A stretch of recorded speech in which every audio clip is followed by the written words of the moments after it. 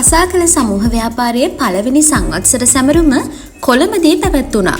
කෘෂි කර්මාන්තය මුල් කරගනිමින් බිහි වූ කසාගල ප්ලාන්ටේෂන් නාමය වසරක් පුරා ව්‍යාපෘති රැසක් සමග ඉදිරියට ආ ගමන් මඟ මෙහිදී සමරනු ලැබුවා. ගොවි ජනතාව බලාත්මක කිරීම සහ ඔවුන් නගා සිටවීම සඳහා බෙල්පෙප වගාවෙන් මූලාරම්භය තැබූ කසාගල ප්ලාන්ටේෂන් වසරක් පුරා කෘෂි භෝග රැසක ව්‍යාපෘති ආරම්භ කිරීමට සමත් වී තිබෙනවා. ග්‍රාමීය සහ නාගරික වෙළඳපොළ කෘෂි කර්මාන්තයේ සඳහා යොමු කිරීමෙන් අනතුරුව ඒ ජාත්‍යන්තර වෙළඳපොළ කරා රැගෙන යාමත් ඒ මගින් විදේශ විනිමය කෘෂි කර්මාන්තය තුළින් ලබා ගැනීමට කසාගල ආයතනය ඉදිරි සැලසුම් රැසක් බිහි කර තිබෙනවා. වසරක් පුරා කසාගල සමූහ ව්‍යාපාරයේ දැවැන්ත ශක්තියක් වූ එහි සමාජිකයින් ඇගීමක්ද මෙහිදී සිදු කරනු ලැබුවා. මෙම සංවත්සරයේ ප්‍රධාන ආරාධිතයා ලෙස පාර්ලිමේන්තු මන්ත්‍රී දයාසිරි ජයසේකර මහතා එක් වූ අතර කසාගල සමූහ ව්‍යාපාරයේ සභාපති ආචාර්ය රංජිත් නන්දන පීරිස් මහතා, එහි විධායක අධ්‍යක්ෂ මහාචාර්ය රෝහණ ලක්ෂ්මන් පියදාස මහතා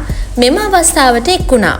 දිවයින පුරා පළාත් රැසක මෙම ව්‍යාපෘති ආරම්භ කර ඇති අතර එම ප්‍රදේශයන් නියෝජනය කරමින් විශාල පිරිසක් මෙම අවස්ථාවට එක්ව සිටියා.